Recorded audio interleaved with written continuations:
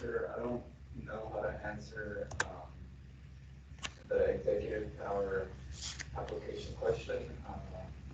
C.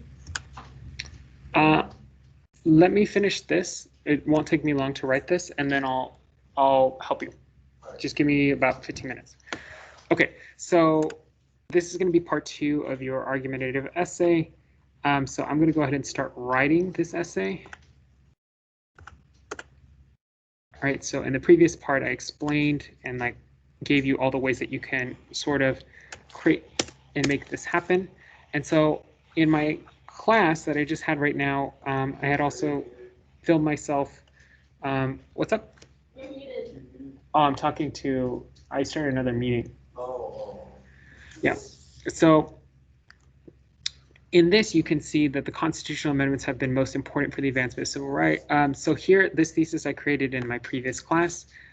My thesis is going to be a lot longer than your thesis, only because I'm trying to create a much bigger argument so we can review a lot of the content. And so you can see how you can apply these seemingly disparate pieces of evidence to advance your argument. And so my argument, I said, constitutional amendments have been most important for the advancement of civil rights of minorities and historically repressed groups because Reconstruction amendments, such as the 14th, established general principles. Reconstruction amendments, such as the 14th, established general principles. Reconstruction amendments. Here, I'm going to put established general principles such as equal protection that leaders of social movements, courts, and legislators would wrestle with in the years to come. That's the 14th Amendment. But I'm going to make it a little bit longer too, so just so we can review these important Reconstruction amendments. Abolished slavery, and then I'm going to put in parentheses 13th. Stylistically, they expect you to be writing a rough draft and they care more about the communication of content, so it's okay to do stuff like this. And then the 15th Amendment, and I'm going to get very specific with the language that I have here. Where is it?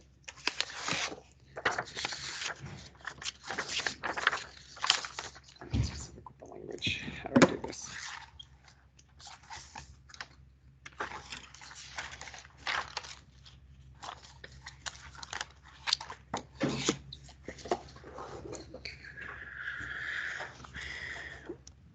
Barred states from denying anybody the right to vote based on race. The 15th Amendment. Now, this is a very long thesis, and then actually looking at this too, and I've discussed this before, I think in like a previous class, like as long as you have a because, like some sort of general reason why, and you elaborate upon that in the essay, right, which you can see I do a lot of elaboration in my thesis statement and it might become redundant, then that counts as a thesis point. Now, the reason why I tried to explain all of these sort of elements of these amendments more fully is because I think, first of all, let's see.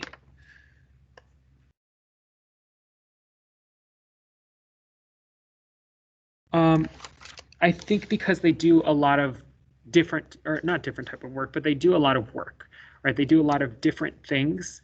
You know, the abolishment of slavery, the 14th Amendment, we could just talk about the fact that it guarantees birthright citizenship and takes this notion of citizenship away from this racialized view of nationality, and says that anybody born in the United States is a citizen of the United States.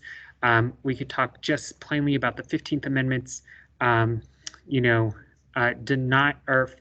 barring of states from denying anybody the right to vote based on race.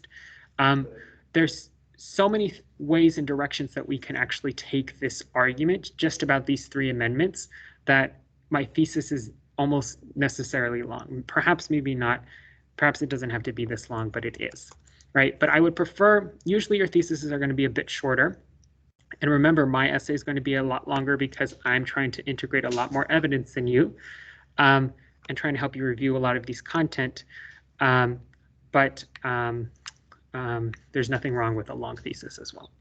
So in my first piece of evidence that I think I want to use, I know I didn't include 13th and 15th Amendment in your list of options that you can potentially use, but I want to include and sort of, I'll stick with the 14th Amendment, or I'll include all amendments and sort of describe what those amendments contain, and then try to link it back to how it supports my thesis, right? So the 13th Amendment, or let's just focus on the 14th Amendment. So for example, in the 14th Amendment,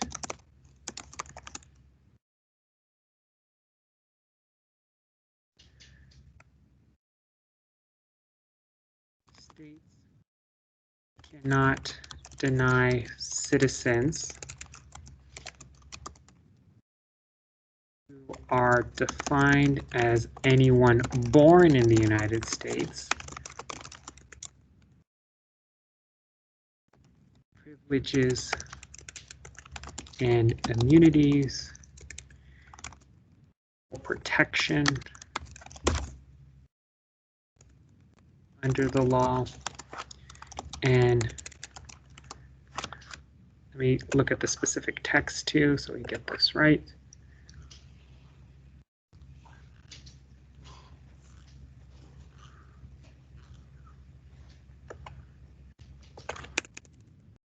Or deny citizens life, liberty, or property without due process of law. Right, so that's like a description of what's in the amendment. And again, your description doesn't necessarily have to contain all of these things. It would be great if it did. But if you just talked about the Equal Protection Clause under the Constitution, that would be sufficient, right? In a general sense of like how significant that clause is, right? It's the first time equality is introduced into the Constitution, aside from a part of the Constitution that wrestles with how to determine who won the presidential election in the event of an equal share of electoral votes, right? It's the first time this notion of equality in the sense that we usually use it is introduced into the essay. And so that's sufficient for a description, but now we have to explain how it connects to our thesis statement, right? And so our thesis statement too was, very elaborated a lot. So this connection bit probably comes from, or we can connect it in a bit of a different way. Or perhaps maybe because I also have to group these together, right? So you would only have like two documents. So if you chose letter from a Birmingham jail on 14th Amendment, you would just have to describe and explain and then connect to your thesis, right? But obviously I'm going to start grouping these terms together and try to integrate it and to make it a more flowy essay. So let's see. In the 15th Amendment, the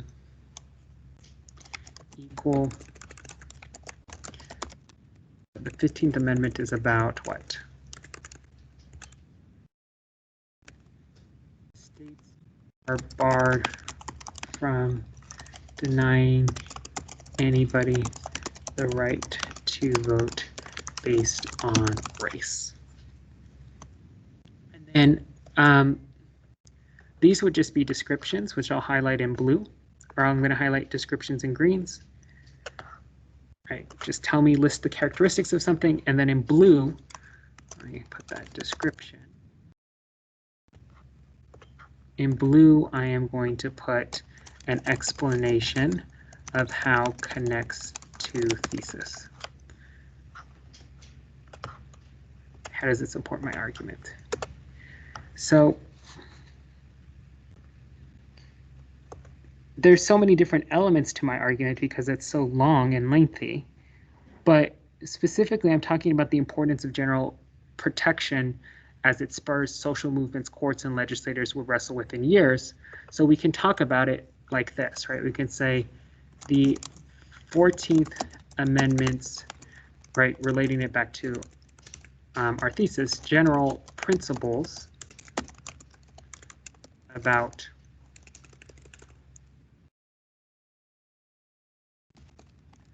would kickstart,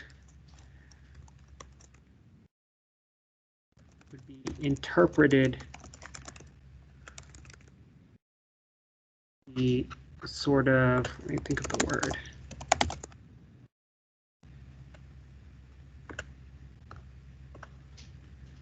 The linchpin of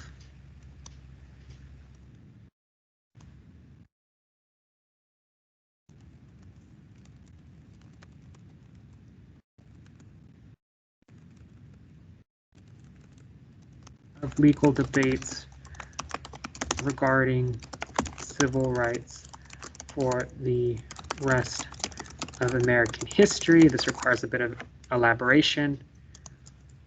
The Supreme Court would rule in Brown versus Board of Education, for instance, that the Equal Protection Clause, Brown versus Board of Education decided in 1954, by the way, and that's important to specify because the courts kind of suck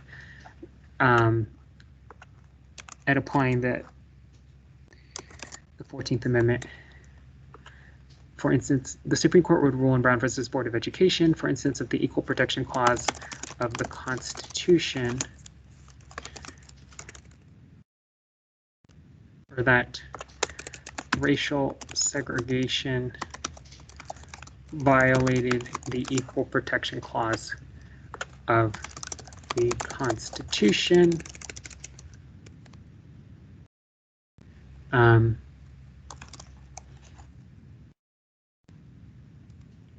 In more recent years, a marriage has been expanded also through a court ruling about the protections the 14th Amendment's Equal Protection Clause provides.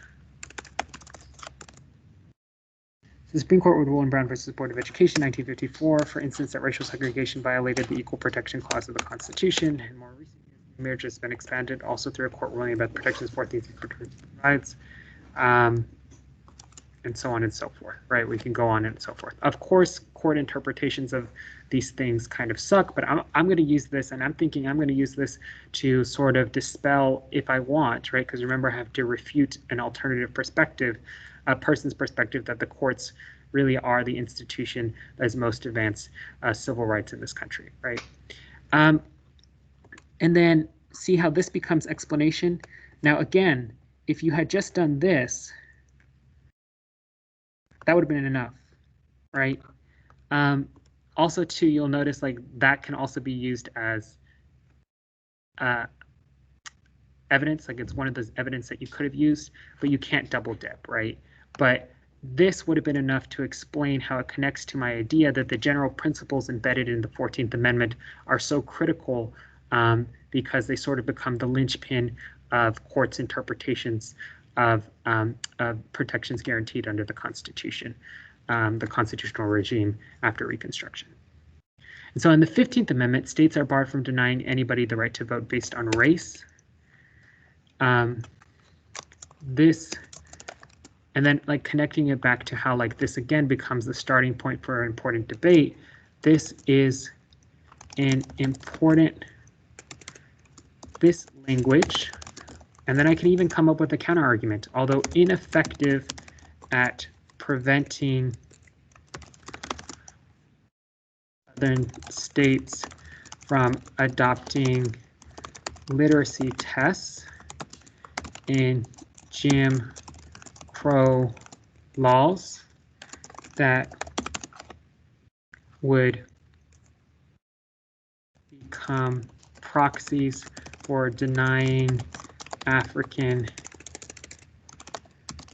American enfranchisement. right to vote still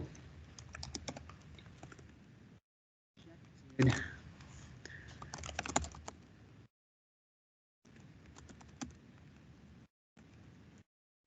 to think of the importance of voting rights in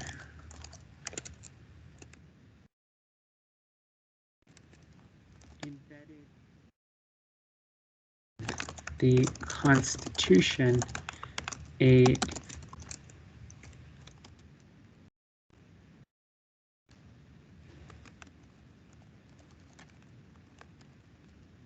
denying people the right to vote based on race that would be given more teeth in later legislation such as the Voting Rights Act.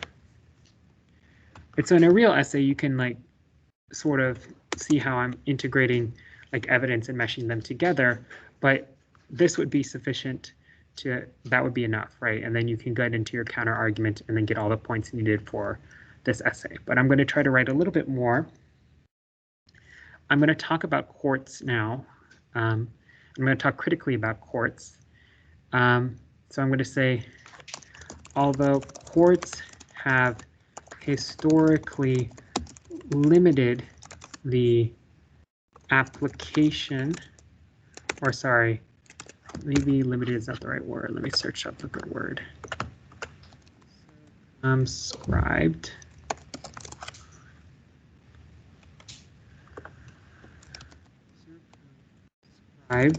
The application of the Reconstruction Amendments, or not circumscribed.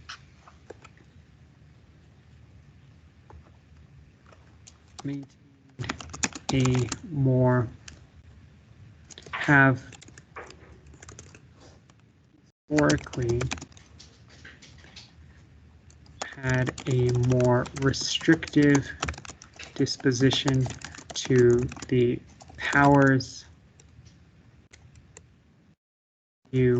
of the powers the Reconstruction Amendments grants to the federal government and powers it bars state and private actors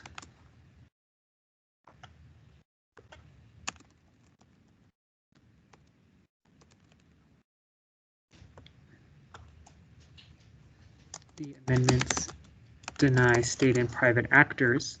And then there's a whole bunch of non-SCOTUS required cases that I can list off, or sorry, non-AP government required cases that I can list off. But in U.S. versus Reese in 1876, the ruling claimed that the 15th Amendment only denied disenfranchisement on the basis of race, right? So I kind of, you know, it's not necessarily the 15th Amendment's fault that the South was able to set up a Jim Crow laws, but it definitely, you know, would have been a bit more helpful if it was a bit more, you know, prevented these proxies, you know, embedded within its language, like a barring of use of sort of proxies to deny African Americans the right to vote. But definitely the Supreme Court, you know, has a very restrictive interpretation of the 15th Amendment that sort of prevents the protections of the 15th Amendment from being extended, right? It says in 1876 in U.S. versus Reith, the 15th Amendment only denied disenfranchisement as a basis of race. In U.S. versus Cruikshank, in 1876, it said the Bill of Rights doesn't apply to private actors or state governments. In 1883, in civil rights cases, it says the 13th and 14th Amendments didn't apply to private individuals, right? So critically, you know, obviously that's super significant. You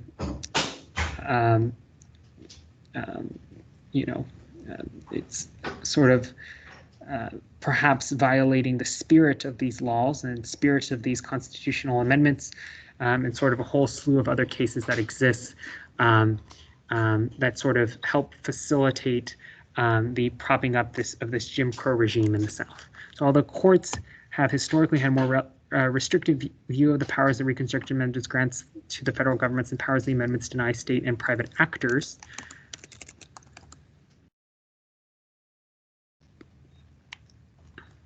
the spirit of the amendments embodied in the general principles would become the basis for precedent-shattering decisions like Brown versus Board of Education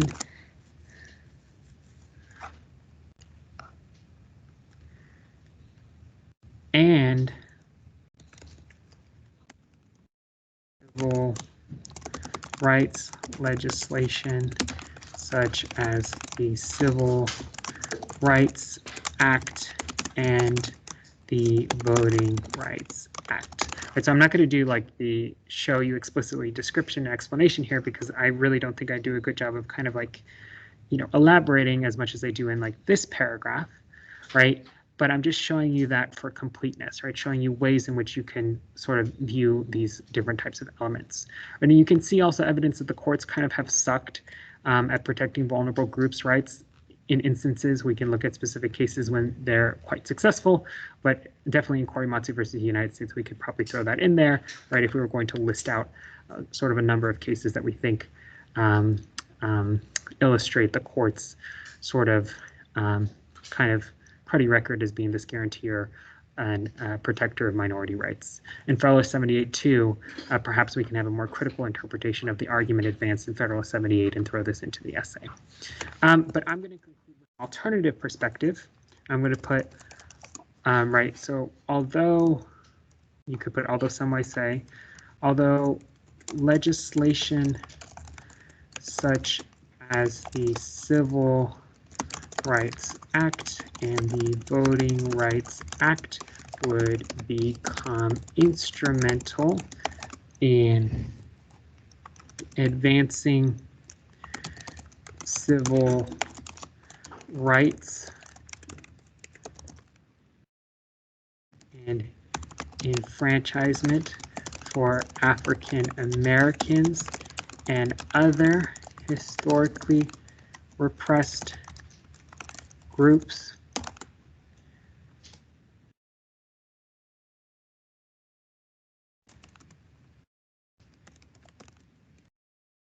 Constitutional amendments still are emblematic of the shift in ideals that took place after the Civil War.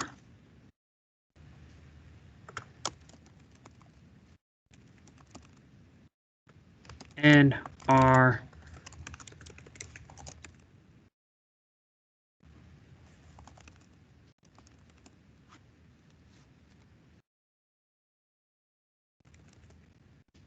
shift in ideals about how government should be organized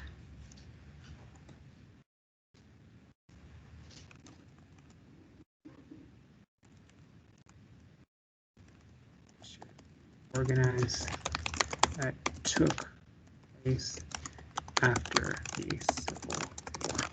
Although legislation such as the Civil Rights Act and Voting Rights Act would become instrumental in advancing civil rights and the enfranchisement for African Americans, hardly repressed groups. And so we probably want to elaborate too about like the evidence, right? Describe the evidence that someone would use in an alternative perspective. And so that description of that evidence might be the Voting Rights Act, for instance,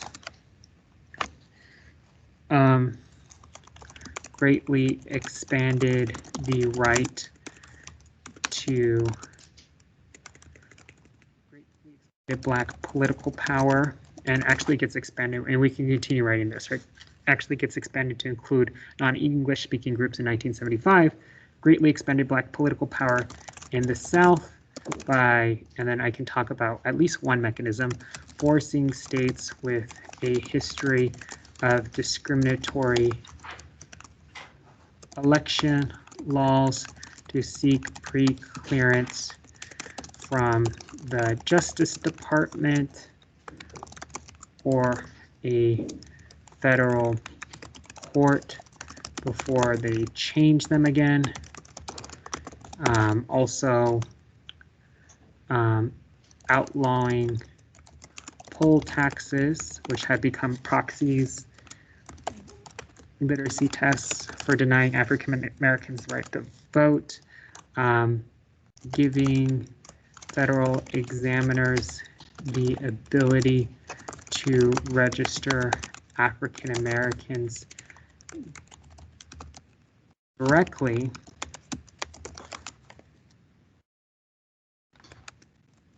However, and then this is where you like, hey, but my perspective is still right. However, the Voting Rights Act just gives more teeth to the ideal of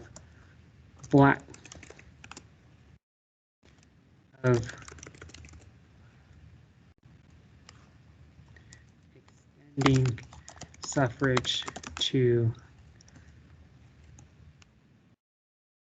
not denying suffrage based on race that the 15th Amendment provides. Right, so giving federal examiners the ability. However, the Voting Rights Act just gives more teeth the ideal of not denying suffrage based on race that the 15th Amendment provides. Or you can be a little bit more artsy, right? Because the 15th Amendment also doesn't, like, it introduces a gender distinction as well. Right, they're talking specifically about Black men, not Black women, or not women in general. Right, you can also just talk about how like they really set up the debate, or you could just talk about how legislators specifically were trying, or like one of the sort of arguments that they were making for the constitutionality of the law was saying that, well, obviously it's compatible with the 15th Amendment, and it's also compatible with the powers that Congress has under the Commerce Clause of the Constitution. But that's another story. Okay, so I'm done with this essay. Kind of a little uneven, but I'm short on time. I'm going to end now. Okay. Done.